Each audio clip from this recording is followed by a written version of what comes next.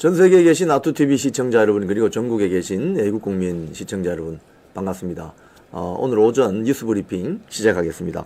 오늘 저는 이런 내용으로 여러분께 뉴스 브리핑을 해드리겠습니다. 썸네일 한번 보시면 주말에 광주에서 탄핵 반대 집회가 있었는데, 거기에서 그동안 뭐 이런 논란을 불러일으켰던 극우몰이가 완전히 박살이 났습니다. 왜냐하면 광주 집회에 광주 전남, 전북, 호남 지역에서 2030 청년들 비롯해서 많은 분들이 나오셔가지고 같이 윤석열 대통령의 탄핵 시도에 대한 문제점을 지적하고 대한민국 자유민주주의 체제를 지키기 위해서 윤석열 대통령 탄핵을 반대한다, 이런 집회 현장이 정말 펼쳐졌습니다.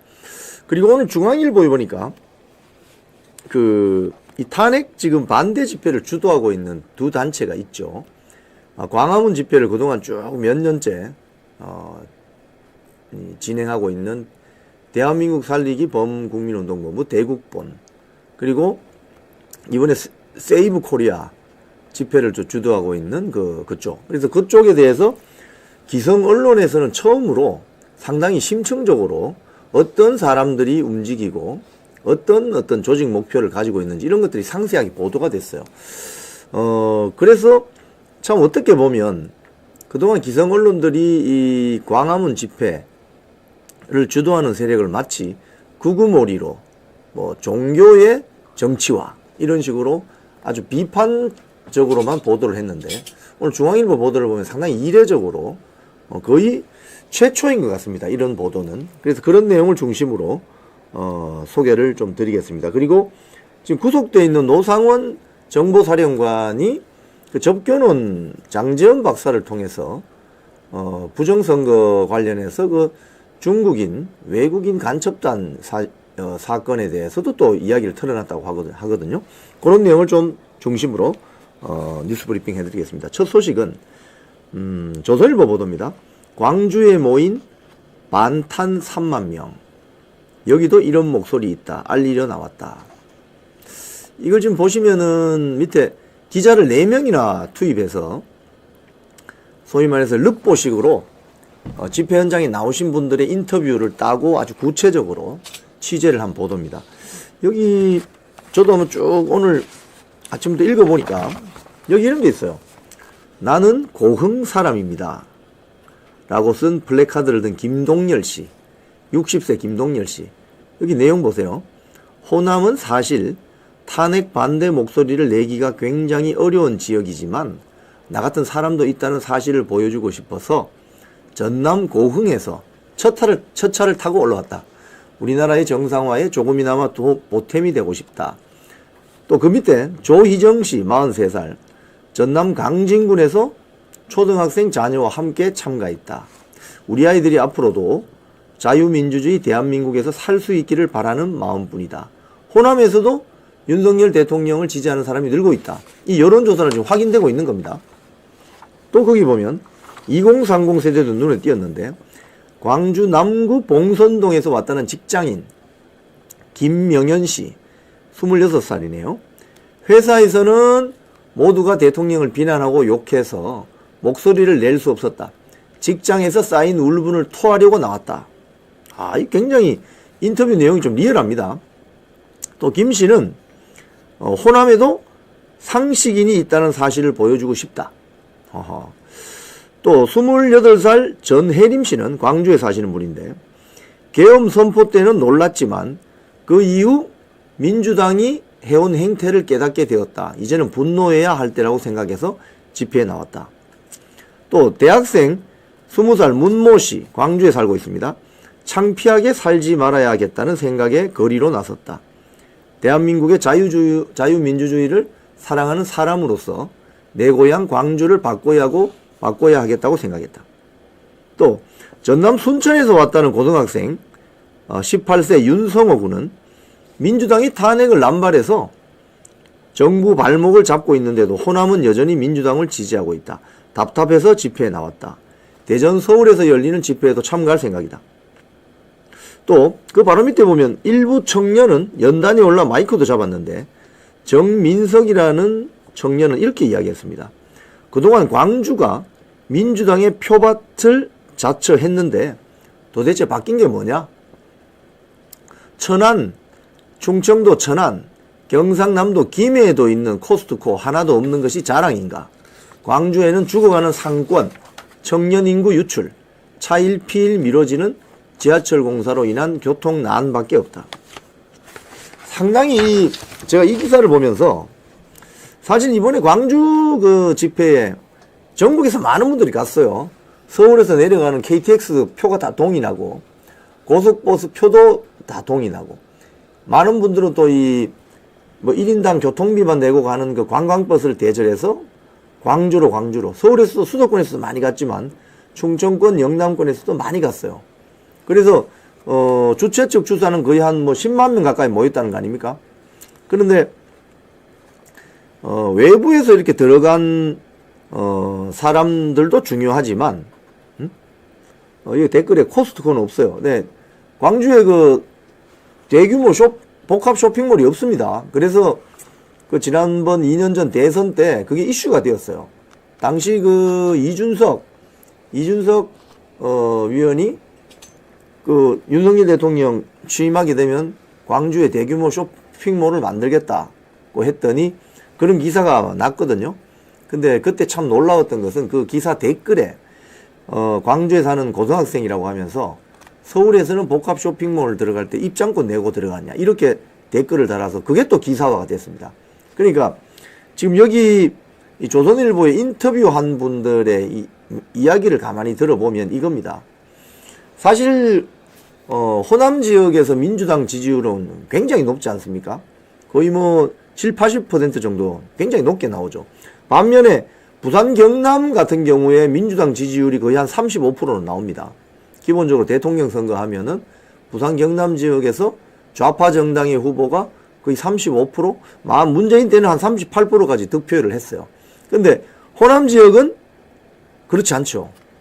그래서 민주당을 원사이드하게 밀어주는 지역인데 이 인터뷰한 분들의 호소는 그겁니다. 그럼 민주당이 광주 전남에 해준 게 뭐가 있냐? 해준 게 뭐가 있냐? 그래서 상당히 문제라고 느꼈는데 이번에 윤석열 대통령의 탄핵 전국 사태가 벌어지니까 이게 뭔가 잘못됐다고 깨달은 사람들이 나왔다는 거예요. 그래서 여기에도 이런 목소리가 있다. 광주 전남에도 이런 목소리를 내는 상식적인 사고를 하는 사람이 있다. 이 기사입니다. 자, 이 기사를 통해서 알 수 있는 건 뭐냐? 탄핵 반대 집회를 일방적으로 극우들의 모임이다. 소위 말해서 반란을 선동하는 모임이다. 집회다. 이렇게 이야기했는데, 그러면 대한민국 절반이 다 극우라는 소리인지, 또 광주 전남 지역에 집회에 나오신 저분들도 그럼 극우라고 규정할 수 있는지, 그게 아니라는 거죠, 지금. 그래서 이번 광주 집회가, 물론 서울 광화문 집회나 부산, 대구, 대전 집회 다 중요하죠. 한데 광주 집회의 이번 중요성은 바로 깨어난 광주 시민들도 윤석열 대통령 탄핵 전국 사태는 이거 뭔가 심각하게 문제가 있다. 그래서 목소리를 내기 시작했다는 거죠. 목소리를 내기 시작했다는 겁니다. 구체적으로. 이렇기 때문에 대한민국 국민의 절반을 극우로 몰아가던 저 종북 주사파 세력, 좌파 세력들의 그 프레임이 완전히 깨졌다. 박살났다. 그게 지난 주말에 있었던 광주 집회의 큰 성과다. 이렇게 보는 거죠. 자, 그리고 중앙일보 보도 한번 제가 브리핑을 해드릴게요. 제가 저 보도를 오늘 아침에 다 조간신문에 난 건데요. 이걸 보면서 제가 조금 이례적으로 놀랬습니다. 저도. 왜냐하면은 그 MBC 그 보도 한번 띄워봐 주실래요? MBC 정광훈. 네. 자, MBC 스트레이트 보도입니다. 정광훈 극우 정치 종교의 삼위일체. 요렇게 그동안 보도해왔어요. 기존 언론에서. 그러니까 정광훈 목사의 여러 가지 면이 있잖아요. 그런데 오로지 극우 종교의 정치와 이런 식으로 소위 말해서 우리 언론계 업계 언어로 말하는 조져대는 보도만 했다 이 말입니다. 그동안 기성 언론이. 그런데 중앙일보 오늘 보도를 보세요. 내가 극우 같아요? 정광훈 최측근을 만나다. 이 상당히 이례적인 거죠. 저도 아침에 이 조간신문을 쭉 보면서 야, 중앙일보가 왜 이러나? 중앙일보가 이제 태세 전환을 하나? 자, 이건 뭐냐면요. 결론적으로 말씀드리면은 국민들 상당수가 이번 윤석열 대통령 탄핵 반대 집회에 자발적으로 참여하고 윤석열 대통령 지지율이 올라가니까 기성 언론들이 이제 눈치 보기 하면서 태세 전환을 하는 겁니다. 자, 그런데 보세요. 광화문 집회든 한남동 집회든 저도 뭐 새벽에 뭐 아침에 다 가봤습니다만은 그 추운 겨울에 엄동설안에 눈 맞으면서 비 맞으면서 뒤집어 쓰고 앉아서 그 자리를 지키는 사람들이 과연 알바였겠습니까? 그렇지 않습니다. 철저하게 자발적으로 나온 애국 국민들이거든요. 그분들 뭐 돈 받고 하는 거 아닙니다. 저 나와서 앉아있는 분들 돈 받고 하는 거 아니에요. 자기가 좋아서 나온 거예요. 자기가 좋아서. 에? 아, 이거 이러다가 나라 망하겠다. 이래서는 안 되겠다. 저기 피켓도 보세요. 우리법 연구의 종북 사조직이다. 그죠? 뭐 이재명과 술친구 문영배는 사퇴하라. 척결하자 반국가 세력 등등 뭐 북침 통일 유엔군을 뭐 침략자로 부르는 문영배는 북한으로 가라. 뭐 이런 거 이게 그냥 뭐 알바 서서 이루어지는 게 아니라 이 말입니다. 자발적으로 나온 사람들입니다. 저기 보면 2030 청년들도 많이 앉아 있죠. 그러니까 이걸 어떻게 막냐고. 그러니까 그동안 기성 언론이 광화문 세력을 태극기 집회라고 하면서 폄훼해왔다면 이 오늘 중앙일보 보도는 아주 급진전된 겁니다. 급진전. 왜? 야, 이게 실체가 있구나. 실체가 있지, 당연히. 당연히 실체가 있지. 매주 토요일 날 광화문 앞에서 거의 뭐 수십만 명 이상이 집회에 동원되는데 그분들이 그러면 그냥 동원되는 그야말로 그냥 뭐 일당 받고 동원되는 모임이 아니다 이 말입니다. 자발적으로 나온다 이거예요. 근데 그 자발적으로 나오는 모임을 준비하는 사람들이 누구인가를 이 중앙일보가 오늘 기획 취재를 한 겁니다. 자, 1번 한번 보세요. 저 밑에 사진에 있는 분이 누구냐면 김종대 대국본 대표입니다. 대한민국 바로 세우기 국민운동본부. 저분은 목사님이에요. 이분도. 이분도 김종대 목사는 대전 유성구에 있는 하늘소망교회 담임 목사라고 합니다. 정광훈 목사의 최측근이라고 소개가 되네요. 자, 여기 중앙일보 보도에 보면 이렇게 되어 있습니다. 이 김종대 목사님은 정광훈 목사에 이어 사실상 2인자이며 숨은 실세다. 대국본과 자유마을의 목소리를 대변하고 운동의 방향성을 정한다. 격동의 탄핵 정국을 이해하려면 정광훈 목사와 대국본을 주축으로 한 강성 우파의 머리와 몸을 이해할 필요가 있다. 야, 이 대목에서 제가 놀랐습니다. 아니, 그동안 조중동, 뭐 지상파에서 정광훈 목사 이러면은 전부 극우, 정치 목사 이렇게만 했는데 중앙일보가 오늘 이 격동의 탄핵 정국을 이해하려면 정광훈 목사와 대국본을 주축으로 한 강성 우파의 머리와 몸을 이해할 필요가 있다. 이렇게 이야기했어요. 아, 제가 이거 보고 놀랐습니다.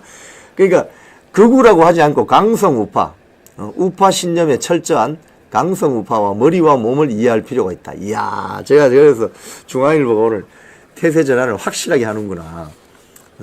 그리고 그 밑에 사진에 나오는 분이 또 누구냐면 정윤경 목사님인데 저분은 여성 목사님이십니다. 이분은 사진을 보니까 부산 사상구에 있는 주임제교회에서 탄핵 반대에 대한 이유를 설명하고 있다. 이분은 대국본의 풀뿌리 전국 조직인 자유마을의 실행위원장이라고 해요. 김종대 목사와 생각을 공유한다.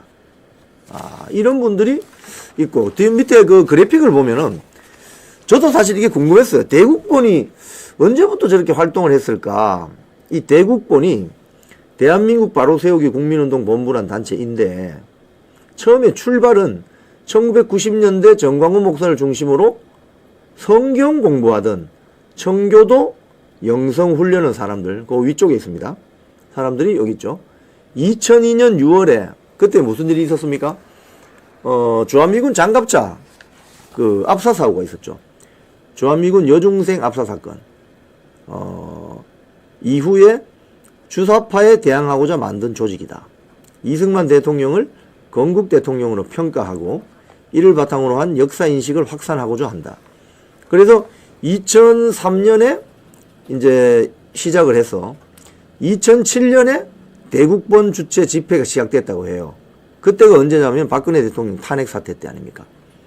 그리고 2010년에 대국본 공식 단체가 등록이 되고, 2007년은 그거죠. 이명박 대통령 집권 전이죠. 그죠? 그리고 2012년 대국본이 공식 출범하고 2019년에 문재인 정부가 들어서고 문재인 하야하라 시국선언 냈죠.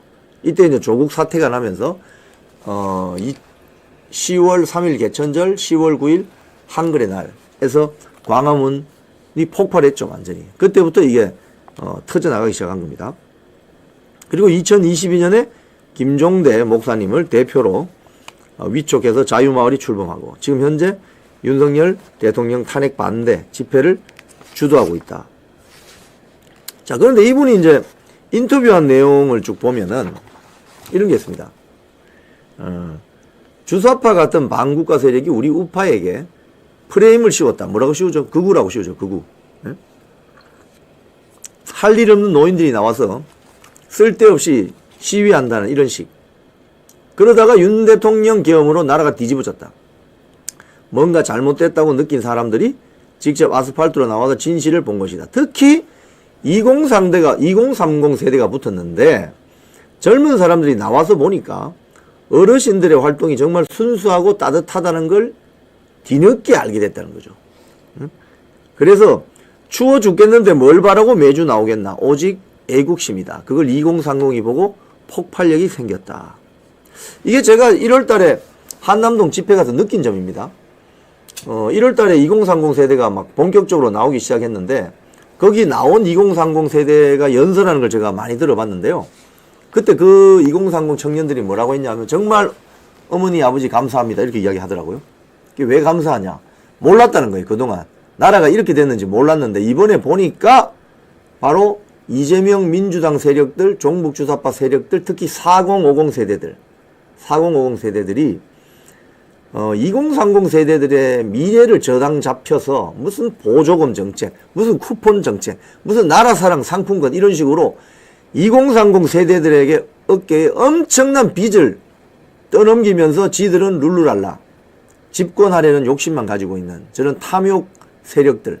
근데 6070 이 세대들이 나와서 그걸 지켜내고 있다는 걸 보고 감동했다면서 낮 시간대는 기존 어르신들이 집회를 하고 밤 시간대는 2030 세대들이 그 자리를 지켰습니다. 그걸 봤을 때 이 인터뷰 내용은 맞는 거죠. 자, 그리고 비상계엄은 나라를 지키기 위한 판단이었다고 주장한다. 그래서 계몽령이란 말이 나왔다. 대국본의 입장은 명확하다. 계엄이 곧 계몽이다. 계몽령이란 말은 광화문에 나온 어르신들이 만든 용어는 아니다. 나라를 바로 세우겠다는 마음으로 눈이 오나 비가 오나 아스팔트를 지킨 모습을 이제 2030이 받고 SNS에서 폭발한 것이다. 또 이런 질문을 해봤습니다. 기자가. 대국본 집회에 국민의힘 의원들이 참여했다. 그러니까 대국본의 이 정설 이런 거예요. 저기 보면은 지금 광화문에 모인 국민들이 극우인가? 민주당 의원들은 반국가 세력이 집회를 열면 여기서 이제 말하는 반국가 세력은 민노총이라든지 종북주사파들 촛불행동 이런 거 있지 않습니까? 민중행동 이런 반국가 세력이 집회를 열면 민주당 의원들은 전부 가서 사진 찍고 SNS 올리고 하는데 국민의힘 국회의원들은 그동안 대국본이나 광화문 집회 세력에 대해서 극우라고 하면서 거리두기를 했다. 근데 지금 광화문에 모인 국민들이 극우인가? 무슨 불똥이 튀어가지고 다음 공천에 선거에서 공천 못 받을까? 눈치만 살랑살랑 보던 국민의힘 정치인들은 굉장히 기회주의적으로 행동한다. 저도 이 말에 굉장히 공감해요. 사실 지난번 이틀 전이죠. 토요일날 제가 그 행진에 참여를 했는데 서부지방법원에서 헌재까지 가는 거의 2시간 정도 걷는 행진에 참여를 했는데 거기에 윤석열 대통령 탄핵을 반대하는 국민의힘 원내 원외 당협위원장들이 다 왔습니다. 그리고 당원협의회 멤버들도 다 왔어요. 근데 저는 이제 순수한 그 애국 국민들 행진인 줄 알고 갔는데, 그래 뭐 온 김에 같이 따라갔죠. 갔는데 제가 그 행진을 하면서 느낀 게 있어요. 그분들이 어떻게 보면 좀 뉴스에 둔감하다는 거예요. 뉴스에 둔감하다는 거예요. 그리고 또 이런 생각이 들어요. 이제 나타났나? 이런 거 있지 않습니까? 광화문에서 몇 년 동안 그렇게 난리를 치고 눈비 맞으면서 그 자리를 지켰는데, 이제 국민의힘은 이제 나왔나? 이제 나와서 거리 행진을 하고 홍보전을 벌이냐? 참 빨리도 나왔다. 이게 이분들이 말하는 국민의힘이 상당히 기회주의적인 거 아닌가? 너무나 기회주의적이다. 어떤 그런 맥락이죠. 그런 맥락에서 보면은 국민의힘이 지금 상당히 기회주의를 볼 수 있고, 또 이분들 말씀하는 게 이런 겁니다. 정광훈 목사를 내란 선전 서부지법 폭동 선동 책임자로 고발하겠다고 한다. 기자가 이렇게 물었어요. 그러니까 답변을 이렇게 해요. 반국가 세력에서는 얼마든지 프레임을 씌울 수 있다. 정광훈 목사를 쓰러뜨리면 우파 조직의 붕괴는 시간 문제니까 공격하는 것이다. 이 인터뷰하신 그 목사님 말씀이 이겁니다. 나는 지난 7년 동안 광화문 집회를 함께 했다. 옆에서 보면 선동이라든지 폭동 등 그런 거 안 했다. 경찰들도 민노총 집회 같은 데 가면 살벌한데 여긴 느슨하다고 한다. 우리가 집회를 하루 이틀 한 게 아니다. 과격하고 불법 집회를 했다면 문재인 정권 때 살아남았겠나? 난동이나 불법은 철저히 배격한다. 비폭력 평화 시위한다 이 말이죠. 그죠? 상당히 중앙일보가 오늘 이런 기사를 쓴 건 참 이례적입니다. 그리고 또 기사가 하나가 있는데요. 정광훈엔 선 그었다. 금남로 반탄 3만 동원한 기도의 실체. 오늘 조간신문에 같이 나온 기사입니다. 이 기사는 이제 세이브 코리아를 소개하는 건데, 세이브 코리아를 움직이는 분들의 어떤 분들이 있는지 소개를 해요. 여기 보면 정광훈엔 선 그었다. 금남로 반탄 3만 동원한 기도회 실체. 여기 보면 세이브 코리아 준비위원회라고 하면서 중앙일보에서 좀 보도를 하고 있습니다. 네. 여기 보면은 쭉 밑에 보시면은 반동성애 기독교 온건 보수 뭉쳤다. 네. 좀 더 가시면은 네. 그래픽 있죠. 저 그래픽. 저분들이 좀 확대해 주시면 좋겠어요. 세이브 코리아를 움직이는 사람들이다. 여기 보시면은 제일 왼쪽 위에 손연보 목사님, 부산 세계로교회, 준비위원장 홍호수 목사, 사무총장의 수기총, 수도권 기독교 총연합회 사무총장인 박종원 목사, 사무국장의 황선아 씨, 대변인의 이진수, 이승만 건국 대통령 기념사업회 이사, 기획위원장의 조평세, 홍보위원장의 김정희, 청년위원장의 손영광, 바른청년연합 대표, 뭐 이런 식으로 라인업이 되어 있다는 거예요. 그래서 사실 일반인들이 그동안 세이브 코리아가 어떤 조직이냐 잘 몰랐는데, 오늘 중앙일보 보도를 보면서 이런 분들이 움직이는구나. 그리고 이분들은 이제 그 특성은 그거예요. 그동안 반동성애, 차별금지법 반대 이런 운동을 해온 단체입니다. 그래서 작년 10월 27일 광화문에서 거의 서울역까지 거의 100만 군중 동원했다는 그 거룩한 방파제 집회를 끌어낸 그런 분들이라는 거죠. 근데 이분들이 하시는 말씀은 간단합니다. 여기 보면은 정치화 비판의 손연보 목사, 자유민주주의 무너지면 교회도 없어져. 이겁니다, 이거. 세이브 코리아 이 운동하시는 분들은 교회의 정치화를 굉장히 문제 삼는데, 자유민주주의가 없어지면은 교회도 없어진다. 좀 밑에 있는 것 같아요. 자유민주주의 무너지면 교회도 없다. 여기 있죠, 그죠? 정치화 비판의 손연보 목사. 자유민주주의 무너지면 교회도 없어. 지금 사실 우리나라 주변에 전체주의 국가가 전 세계에서 이 거대 전체주의 국가가 다 우리나라 한반도 주변에 있습니다. 뭐 러시아라든지 중국이라든지 북한이라든지 이런. 근데 거기는 종교 신앙 양심의 자유가 없기 때문에 교회를 인정하지 않죠. 중국 같은 경우에 지금 지하 교인들이 거의 1억 명이 넘었다고 하죠. 중국 공산당원이 한 9,800만 명이라고 합니다. 9,800만 명. 거의 1억 가까이 되는데, 이 공산당 조직이 봤을 때 가장 중국 공산당을 위협하는 조직이 누구냐? 바로 교회입니다, 교회. 자기들보다 당원, 쉽게 하면 공산당원이 봤을 때는 자기들보다 조직원들이 더 많아. 지하교회. 1억 명이 넘는 지금 지하교회 교인들이 중국에 있다고 하잖아요. 그러니까,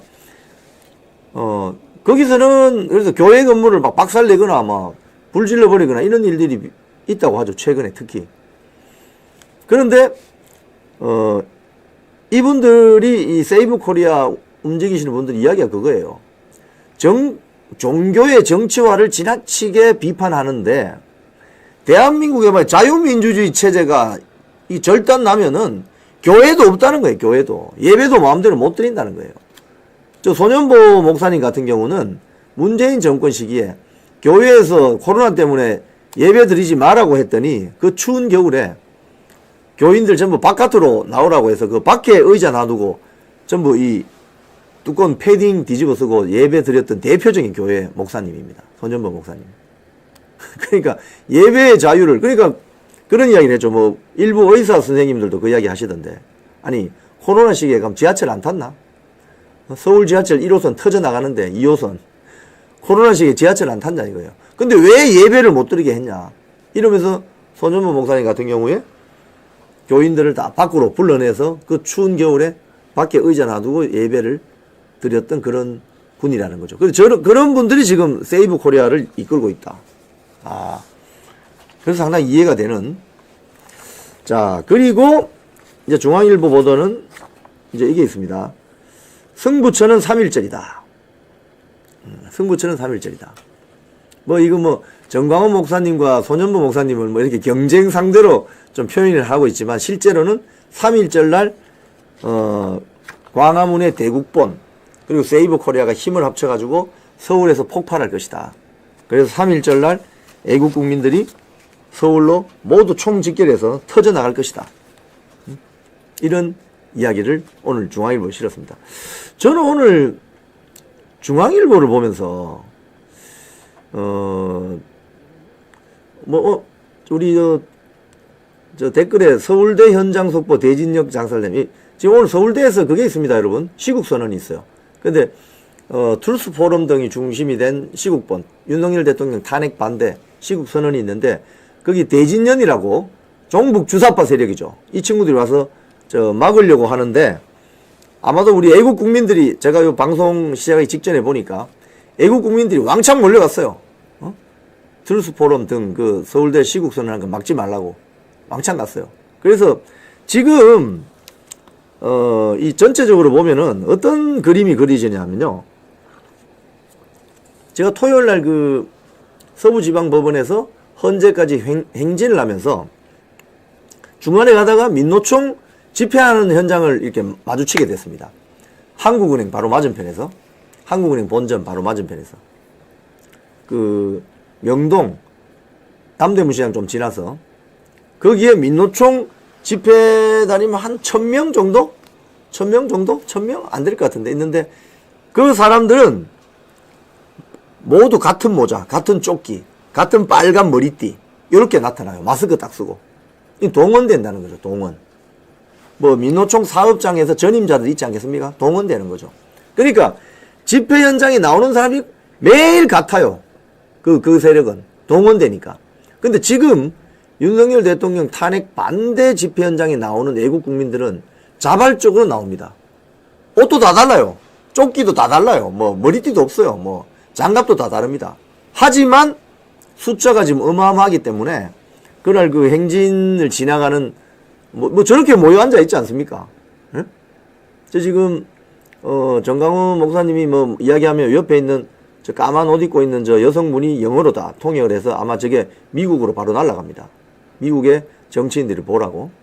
그래서 저렇게 자유분방하게 앉아 있는 거예요. 그런데 동원된 민노총 종북주사파 조직들이 어떻게 당해내겠습니까? 저렇게 앉아있는데. 저기 앉아있는데 뭐 빨간 머리띠를 맸습니까? 아니면 뭐 옷이 다 같습니까? 그런 거 아니잖아요. 그러니까 민노총 집회, 종북주사파 집회하고는 완전히 다른 거예요, 저거는. 그러니까 범국민 집회로 지금 완전히 승화되어서 종북주사파들이 범접할 수 없는 수준까지 폭발했다. 이렇게 보시면 됩니다.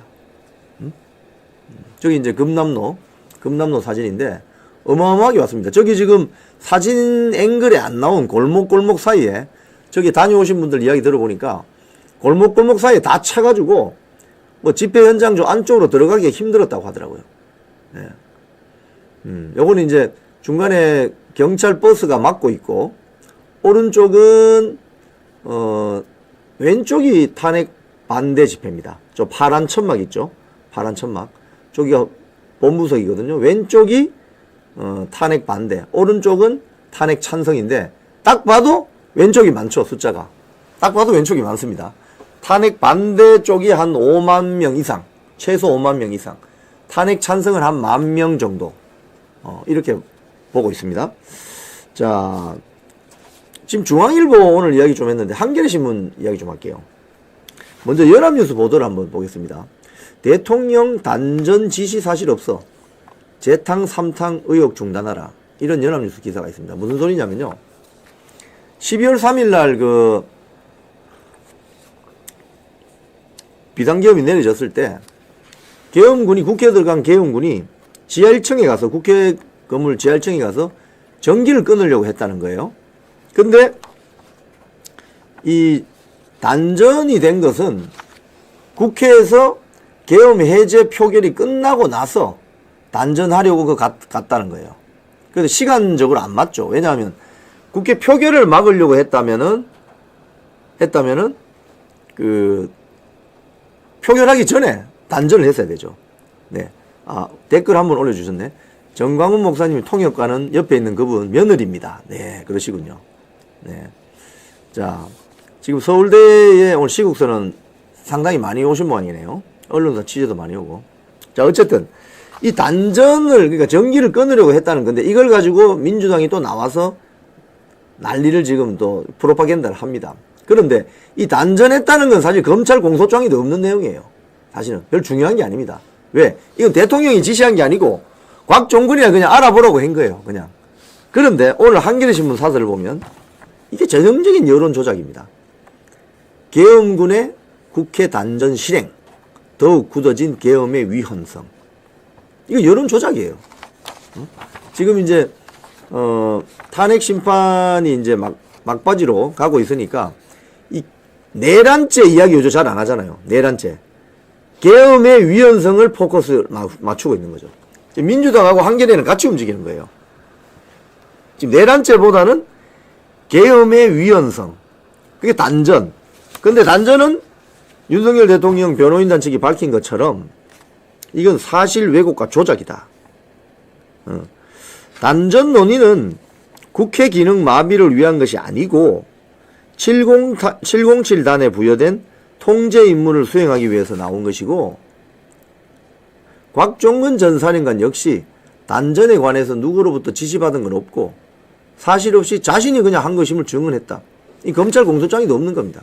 근데 이걸 한겨레신문이 이렇게 뻥튀기 해가지고 민주당이 지금 주장하려고 하는 계엄의 위헌성에 힘을 실어주는 사설입니다. 대표적인 여론 조작이죠. 대표적인 여론 조작입니다. 그러니까 지금 언론사들의 어떤 그 태세 전환을 잘 보시면은 조선일보, 중앙일보, 동아일보, 한겨레, 경향, 뭐 한국일보 등등 있잖아요. 지금 태세 전환을 제일 빨리 한 게 조선일보입니다. 그 중앙일보 이제 태세 전환 하죠. 동아일보는 아직까지 태세 전환 안 합니다. 조금씩 사설은 말고 칼럼을 통해서 동아일보 자사의 논설위원들 통해서 살짝 태세 전환을 해볼까 간보기 하고 있는데 한겨레는 여전히 민주당 편을 저렇게 대책 없이 드는 거죠. 자, 그리고 오늘 미디어 이야기를 하니까 요 이야기 좀 드리겠습니다. 스카이데일리 보도인데요. 지금 구속되어 있는 노상원 국군 정보사령관이 있습니다. 구속되어 있습니다. 이 사람을 장재현 박사라고, 이 부정선거 아주 관심 많으신 분인데, 장재현 박사가 찾아갔더니 스카이데일리 단독 보도입니다. 옥중 노상원 전 국군정보사령관 중국 간첩단 보도는 틀림없는 사실이다. 아, 이게 무슨 이야기냐? 노상원 국군정보사령관이 한미 공동작전에 의한 중국인 간첩단 검거 보도는 사실이라고 말했다는 거예요. 장재현 박사가 구치소에 가서 접견을 했는데 스카이데일리 중국 간첩단 보도가 맞는가? 라는 질문에 다 맞습니다. 라고 했다는 거예요. 이 말은 지금 경기도 수원에 있는 중앙선관위 그 연수원 있잖아요. 연수원. 거기에 사실 이제 이 스토리가 뭐냐면 12월 3일 날 비상계엄이 내려졌을 때 한국과 미국의 비밀 부대가 급습을 해서 선거연수원에 있던 중국인으로 보이는 부정선거에 개입한 것으로 보이는 간첩들을 체포했고 그자들을 일본의 오키나와 미 해병대 군사기지로 이송을 했고 그 체포된 사람들 중에 미국 대선에 개입한 것으로 보이는 사람은 바로 또 비행기에 실어서 하와이에 있는 사령부로 보냈다는 거죠. 근데 지금 오키나와에 남아있는 이 한국 선거에 개입한 간첩으로 추정되는 사람들은 지금 한국의 간첩법이 개정되지 않았기 때문에 민주당이 반대했습니다. 즉 한국의 간첩죄를 적용하려면 북한하고 연관이 있어야 되는데 선거에 개입한 중국 사람들은 그건 아니기 때문에 한국에 지금 다시 데려준다 한들 다 풀려날 거란 말이에요. 그래서 지금 일본에 아직 구금돼 있다 이런 이야기거든요. 그러면 이게 지금 12월 3일 비상계엄의 선포가 결정적인 어떤 원인 제공이 부정선거 규명인데 만약 이게 이제 스카이데일리의 보도 방향은 그거예요. 미국 정부가 곧 발표할 것이다. 지금 미국도 트럼프 대통령이 취임하고 나서 뭐 FBI 국장이나 CIA 국장 이런 사람들 인준이 안 끝났기 때문에 이런 사람들이 좀 라인업이 끝나고 나면 발표를 할 것으로 보인다 이거거든요. 그래서 만약에 12월 3일 작년 12월 3일 수원 선거연수원 건물에서 대한민국 선거에 개입해서 부정선거를 일으켰다는 사실이 확인되면 그 외국인들 주로 중국인인 것 같은데 그럼 어떻게 되는 거죠? 윤석열 대통령의 비상계엄은 정당했다로 결론이 나게 되어 있습니다. 그래서 이게 지금 뭔가 큰 게 터질 가능성이 아주 커지고 있는 상황이다 이거죠. 그리고 이 구속되어 있는 노상원 전 국군정보사령관의 이야기가 왜 중요한가? 이게 비밀작전이었기 때문에 일종의 당시 정보사령관 현직은 문상호 사령관이었죠. 문상호 사령관을 소위 말해서 앞세우지 않고 직전 국군정보사령관이었던 노상원이 배후에서 어떤 역할을 한 거다. 그러면서 여기에 보면 KBS 보도를 지적하는데 KBS 보도가 보면 이렇게 있습니다. 이 주말 보도인데요. 단독 보도입니다. 문상호, 노상원이 나 못 믿나? 10분 뒤 김용현 전화. 이게 무슨 소리냐면요. 문상호 당시 정보사령관이 노상원 바로 직전 전임자가 이런 이야기를 했더니 문상호 그 현직 사령관이 좀 의아해할 거 아닙니까? 그러니까 이런 이야기 했다는 거예요. 노상원 전 사령관이 너 나 못 믿어? 조금 있으면 장관이 너한테 전화할 거야 했고 실제로 10분 만에 김용현 전 국방부 장관이 비화폰으로 전화해서 노상원을 잘 도와주라고 했다. 그 이후부터는 의구심 없이 노상원 전 사령관의 지시를 따르기 시작했다. 이게 지금 KBS 단독 보도입니다. 지난 주말에 있었던 이 보도가 주는 메시지는 뭐냐면요. 만약에 12월 3일에 그 간첩단 체포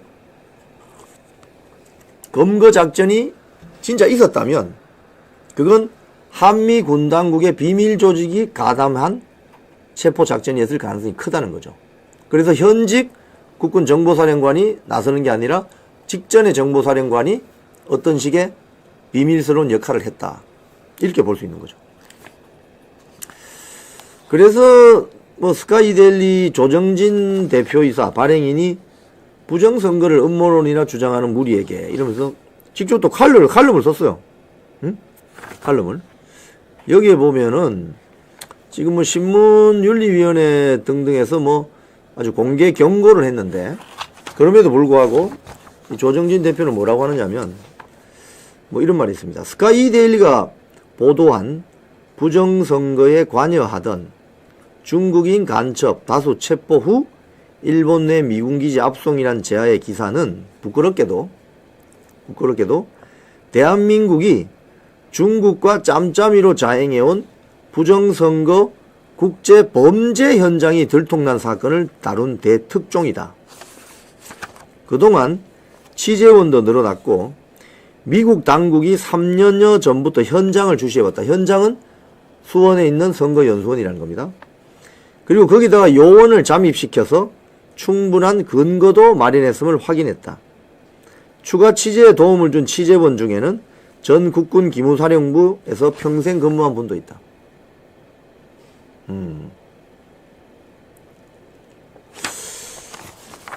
이게 아마 사실로 만약에 밝혀지면 그 윤석열 대통령 탄핵 뭐 계엄 사태, 탄핵 전국 사태는 그냥 한방 해결되는 거죠. 왜?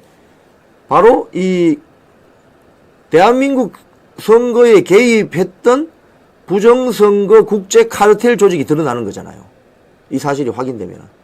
그럼 윤석열 대통령의 비상계엄은 정당했다 이렇게 되는 거죠. 뭐 오늘 댓글에 미국에서 곧 중대 발표가 있을 거라고 합니다. 네. 곧 있을 것 같습니다. 네.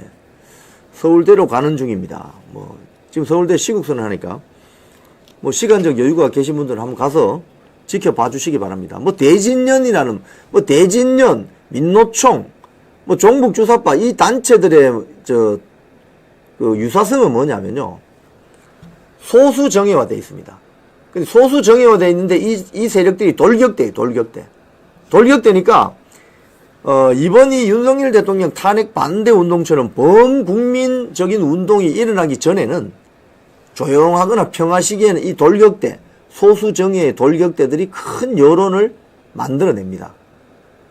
그런데 이번처럼 범국민적으로 윤석열 대통령 탄핵 반대 운동이 일어나면 이 소수 돌격대가 힘을 못 써요. 이 자들의 바로 치명적인 약점이 이겁니다. 그래서 이번에 서울대에서 시국선언을 한다 이러면 애국 국민들이 왕창 가잖아요.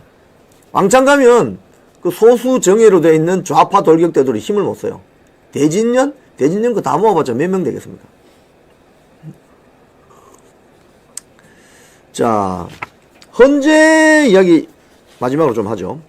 지금 탄핵 심판 TF 정체를 밝혀라 이런 이야기들이 많이 나옵니다. 지금 뭐 여러 언론 보도를 보면은 문영배가 그 탄핵 심리를 주관하면서 이제 이렇게 문제 제기를 많이 받으니까 뭐라고 했냐면은 이런 종이를 들면서 이거 대본인데 헌법재판소 TF에서 이거 써준 대로 내가 읽는다.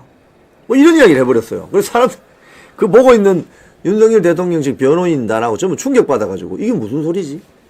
나경원 의원 같은 경우는 이거 그러면 지금 문영배 등이 헌법재판소 안에 있는 TF에서 써준 대로 읽는 거냐? 나경원 의원 저렇게 이야기했죠. 대본대로 재판한다?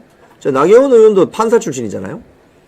그러니까 아니 자기들이 스스로 판단하고 재판을 진행해야 될 판사들이 TF가 써주는 대로 읽는다? 그 TF에 가면 정체는 뭐냐 이거예요. TF의 정체. 지금 SNS에 많이 돌아다닙니다. 헌법재판소